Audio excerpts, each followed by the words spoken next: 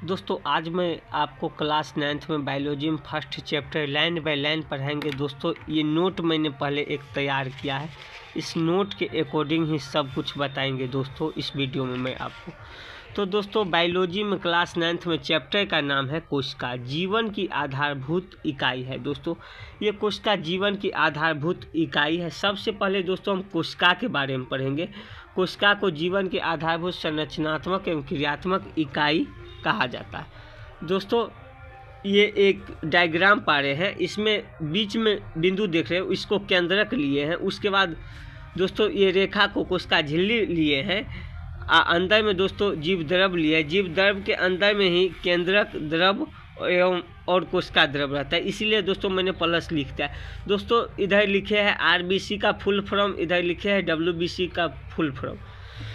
दोस्तों ये भी कभी कभी बिहार बोर्ड में 1 नंबर में पूछ देता है। उसके बाद दोस्तों कोशिका को जीव द्रव से बनी हुई रचना है। कोशिका दोस्तों जीव द्रव से बनी हुई, इसलिए मैंने लिख दिया कोशिका जीव द्रव से बनी हुई रचना है।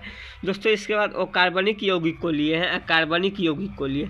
दोस्तों आगे हम बढ़ते हैं। अकार्बनिक यौगिक को दोस्तों जल और लवण, इसमें लवण से बनता है, जल और लवण से। और कार्बनिक यौगिक में प्रोटीन, वसा और न्यूक्लिक अम्ल से दोस्तों बनता है। उसके बाद दोस्तों मैंने लिखा है सबसे छोटी कोशिका माइक्रोप्लाज्मा को कहा जाता है दोस्तों। उसके बाद सबसे बड़ी कोशिका शुतुरमुर्ग का अंडा होता है। दोस्तों शुतुरमुर्ग का अंडा आप देखे होंगे या नहीं देखे होंगे तो देख लीजिएगा दोस्तों। जैसे सब कुछ सर्च करके देखते हैं गूगल पे, उसी तरह इसको भी सर्च कर लीजिएगा दोस्तों। उसके बाद ये इम्पोर्टेंट है, मानव की सबसे छोटी कोशिका स्पर्म को कहा जाता है। दोस्तों ये शुक्राणु होता है, ये दोस्तों मेल में बनता है। दोस्तों मानव की सबसे छोटी कोशिका, दोस्तों मानव में जो सबसे छोटी कोशिका होती है इसको अंडाणु कहा जाता है। उसके बाद दोस्तों एक और इम्पोर्टेंट है, वीवीआई है, ये परीक्षा में कभी कभी पूछ लेता है। मानव में सबसे लंबी कोशिका, दोस्तों सबसे लंबी कोशिका न्यूरॉन होता है। दोस्तों अब हम बताएंगे कोशिका 2 प्रकार के होते हैं। कोशिका कितने प्रकार के? 2 प्रकार के। तो एक कोशिकीय होता है और एक होता है बहुकोशिकीय। तो एक कोशिकीय के बारे में पहले जानेंगे दोस्तों। एक कोशिकीय, इसका शरीर सिर्फ एक कोशिका का बना होता है। दोस्तों इसका शरीर एक कोशिका का ही बना होता है, जैसे में लिखे हैं अमीबा, पैरामीशियम, क्लेरेमाइडोमोनास आदि। दोस्तों अब हम बताएंगे बहुकोशिकीय, इसका शरीर अनेक कोशिका से बना होता है, मतलब अनेक कोशिका से इसका बॉडी बना होता है। जैसे में लिखे हैं पौधे में दोस्तों अनेक कोशिका होता है, इसीलिए ये बहुकोशिकीय हो गए। दोस्तों शैवाल, कवक, मांस इकोस्ट में लिख दिए हैं, आप लोग याद कर लीजिएगा, तथा जंतु।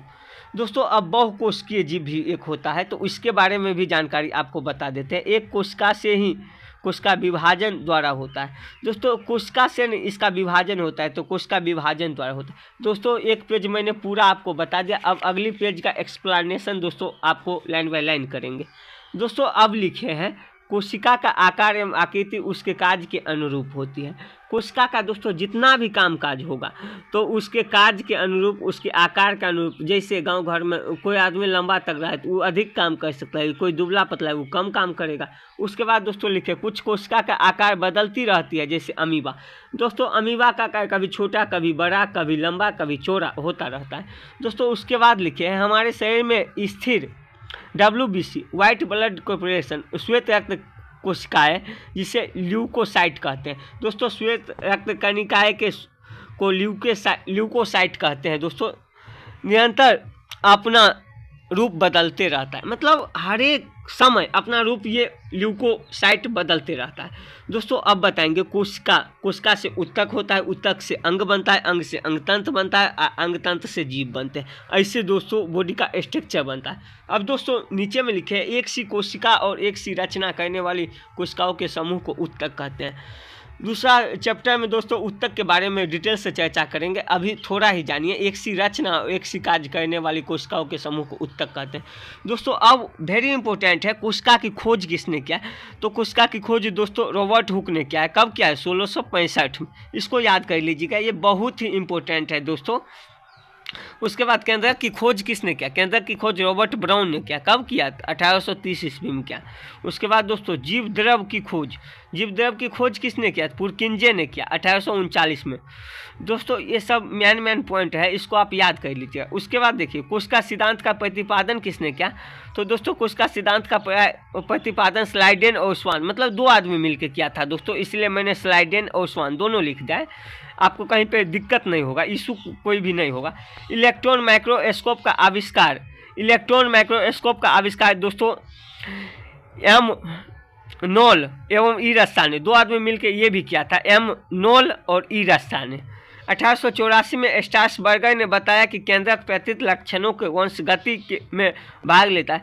दोस्तों यहाँ पे थोड़ा सा मिस्टेक हो गया था, इसके लिए डबल रेखा खींचना पड़ा, लेकिन आपको पढ़ने में कहीं पे दिक्कत नहीं होना चाहिए। फिर से रिपीट करते हैं।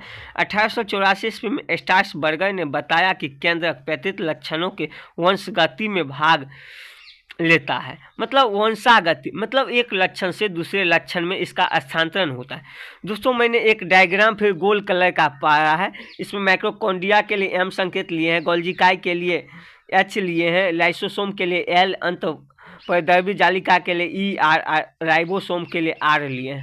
दोस्तों अब नीचे देखिए, मानव शरीर में 46 क्रोमोसोम पाए जाते हैं। क्रोमोसोम दोस्तों, क्रोमोसोम को हिंदी में कहते हैं गुणसूत्र, हम इंग्लिश में ही लिख दे दोस्तों, कभी ये ज़्यादातर इंग्लिश में ही पूछता है, हिंदी में भी हम आपको कहते हैं लिख लीजिए, गुणसूत्र इसका हिंदी होगा। तो मानव में दोस्तों 46 गुणसूत्र पाए जाती हैं। दोस्तों ये जोड़े में होता है, 22 जोड़े सेम होता है, 23वां जोड़ा XY होता है। दोस्तों इसी जोड़े से लिंग का निर्धारण होता है। दोस्तों उसके बाद ड्रोसोफिला में 8 क्रोमोसोम पाए जाते हैं। ड्रोसोफिला में 8 क्रोमोसोम को हिंदी में गुणसूत्र कहते हैं। मकई के पौधा, मकई को दोस्तों आप लोग देखे भी होंगे, मेरे गौ माता खाती भी है, तो इसमें 20 क्रोमोसोम पाई जाती हैं। टमाटर के पौधा में 24 क्रोमोसोम पाई जाती है। उसके बाद आलू के पौधा में 48 क्रोमोसोम पाई जाते हैं। दोस्तों आज के वीडियो में बस इतना ही बताएं, अगले वीडियो में और भी इससे ज़्यादा जानकारी आप लोगों के बीच शेयर करूंगा। ये छोटा सा नोट मैंने बनाया, ये नोट देखिए, आप गौर से पूरा देख लीजिए। आप बोलिएगा तो मुझे हाई लिख के मैसेज कीजिएगा। जिस क्लास का भी नोट आपको चाहिए वो नोट आपको दोस्तों फ्री में मिल जाएगा। हर एक चैप्टर का हमने बना के रखा है, 1 महीने में दोस्तों मैंने हर एक चैप्टर का नोट बनाया है, और ये नोट मैंने दोस्तों अच्छी तरह बनाया, NCERT बुक से बनाया। अगर दोस्तों ये वीडियो आपको पसंद आया है तो वीडियो को लाइक कीजिए, चैनल को सब्सक्राइब कीजिए, और मिलते हैं फिर अगली वीडियो में।